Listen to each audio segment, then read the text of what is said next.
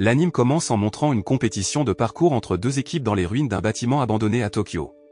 La compétition organisée par les jeunes de Tokyo est connue sous le nom de Battle Court Tokyo.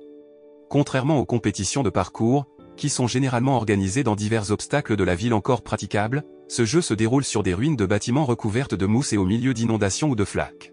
Tout membre de l'équipe de parcours qui tombe dans une flaque est déclaré mort. Seuls les membres d'équipe restants peuvent poursuivre le jeu jusqu'à la ligne d'arrivée. Chaque équipe de parcours se compose de 5 coureurs qui vont concourir de la ligne de départ à la ligne d'arrivée, où l'équipe hissant le drapeau de fin sera déclarée gagnante en premier. Il n'y a pas de règle spéciale dans le jeu car ils doivent courir aussi vite que possible et franchir divers obstacles pour atteindre la ligne d'arrivée. Dans cette compétition Battle Court, les équipes en compétition sont les Blue Blaze et les Undertaker. L'équipe Blue Blaze est l'une des meilleures équipes qui dominent les victoires dans la compétition Battle Court. En fait, sur 42 jeux organisés jusqu'à présent, 37 d'entre eux ont été remportés par l'équipe Blue Blaze. Une chose à surveiller dans cette compétition est un énorme tourbillon qui peut tuer quiconque tombe dedans. C'est pourquoi chaque membre de l'équipe de parcours doit rester loin du tourbillon géant car en cas de chute, il sera difficile de sortir en toute sécurité. À ce moment-là, l'un des membres de l'équipe Blue Blaze, Usagi, se trouvait suspendu au-dessus d'un énorme tourbillon. Un autre membre de l'équipe Blue Blaze, Hibiki, se dirigea immédiatement vers le site pour le sauver. Hibiki est un adolescent souffrant de pertes auditives ultra sensibles, il peut entendre tous les types de sons autour de lui, même ceux provenant d'une grande distance. C'est pourquoi Hibiki utilise souvent des écouteurs pour couvrir ses oreilles et atténuer le bruit. Néanmoins, Hibiki est l'un des joueurs les plus fiables de l'équipe Blue Blaze. La plupart des victoires remportées par l'équipe Blue Blaze sont dues à la contribution de Hibiki. C'est un membre de l'équipe qui communique rarement avec les autres membres et choisit un chemin différent. Avec sa vitesse et ses compétences en saut, Hibiki peut rapidement surmonter chaque obstacle. Il peut atteindre la ligne d'arrivée plus rapidement que les autres participants au parcours. Ce jour-là, pour la énième fois, Hibiki parvint à remporter le match de Battle Court et à contribuer au succès de son équipe. La scène suivante montre il y a quelques années quand une catastrophe majeure a submergé Tokyo sous des inondations importantes. Non seulement cela, mais la grande tragédie a également provoqué l'emprisonnement de la ville dans un gigantesque cercle de bulles entourant la ville. À cette époque, alors que les habitants de la ville menaient leur vie quotidienne, une énorme explosion provenait de la tour de Tokyo. L'explosion endommagea le système de gravité et créa une gigantesque boucle de bulles qui recouvrait la ville. La grande bulle libéra alors des milliers de petites bulles qui se transformèrent en eau, tombant du ciel comme de la pluie. Au fil du temps, des milliers de ces bulles d'eau commencèrent à remplir toute la ville et à créer des inondations massives. En conséquence, la plupart des habitants de Tokyo décidèrent de déménager dans une autre ville et de laisser Tokyo à l'abandon. Mais quelques années plus tard, des adolescents sans parents ni proches choisirent de rester et de vivre dans les vestiges d'un bâtiment à Tokyo. C'est alors qu'ils créèrent la compétition Battle Court pour obtenir suffisamment de provisions et d'argent pour subvenir à leurs besoins. La scène se tourne vers Hibiki, qui était distrait lorsque Makoto, une membre de Blue Blaze, s'approcha de lui sur un balcon. Ce soir-là, Hibiki entendit soudain une voix chantante d'une femme très similaire à celle qu'il avait entendue lors de l'explosion il y a quelques années.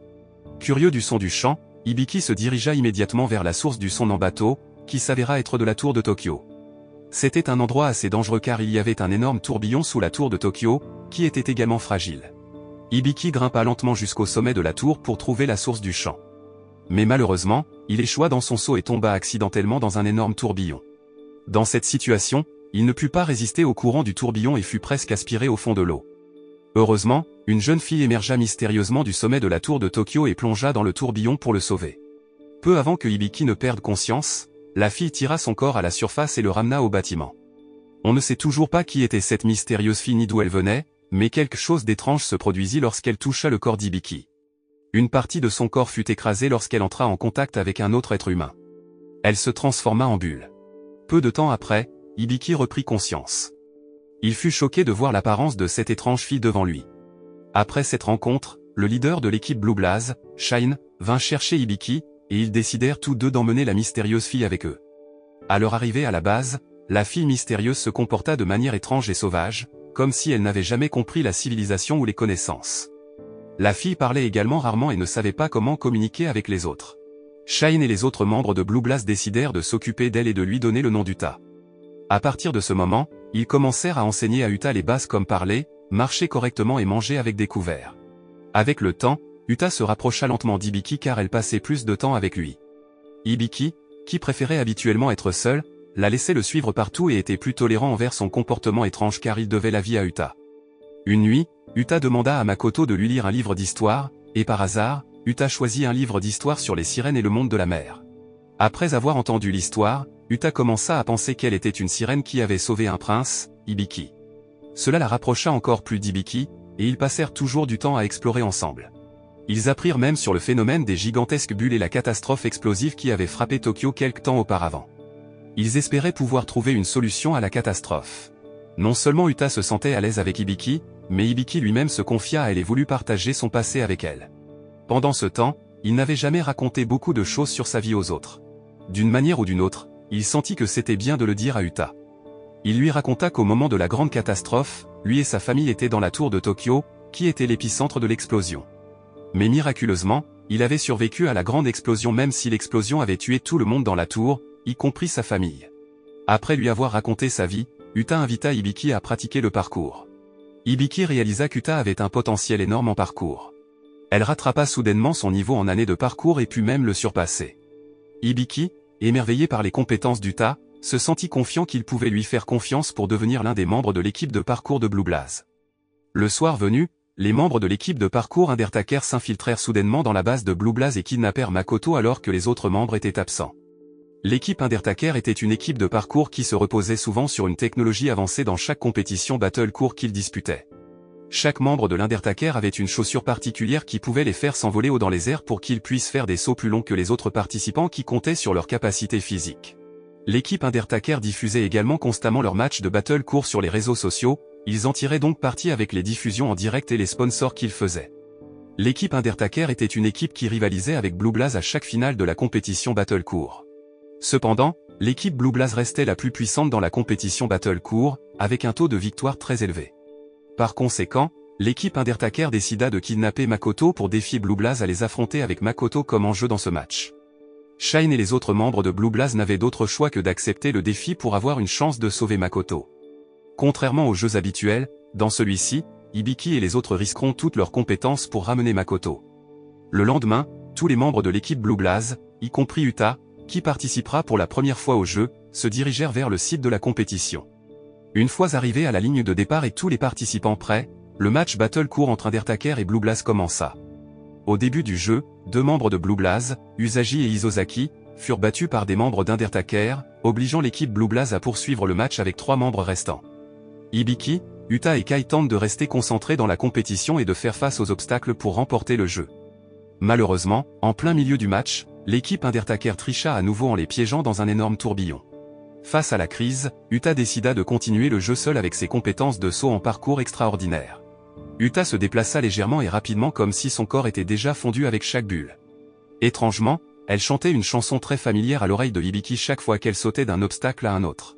L'action courageuse entreprise par Uta alluma un feu d'enthousiasme en Hibiki, alors il suivit immédiatement les traces d'Uta et continua le match ensemble.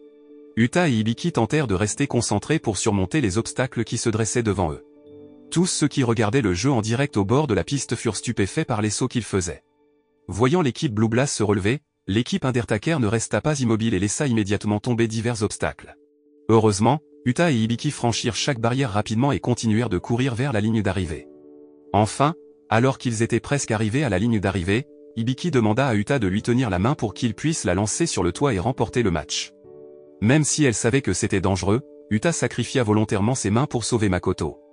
Uta savait que ses mains se transformeraient en bulles si elles entraient en contact avec d'autres humains, mais elle prit quand même cette décision. À l'arrivée d'Uta sur le toit du bâtiment, elle sortit le drapeau de sa main droite et le leva en l'air comme signe que l'équipe Blue Blaze avait gagné. Le soir après avoir remporté le match, tous les membres de Blue Blaze célébrèrent leur victoire et accueillirent le retour de Makoto dans leur groupe. Sans qu'ils ne s'en rendent compte, Uta choisit de rester à l'écart des gens et d'être seule sur le balcon, alors ils ne remarquèrent pas sa main. Peu après, elle vit une lumière noire et entendit un son mystérieux de la tour lui demandant de retourner immédiatement à l'océan.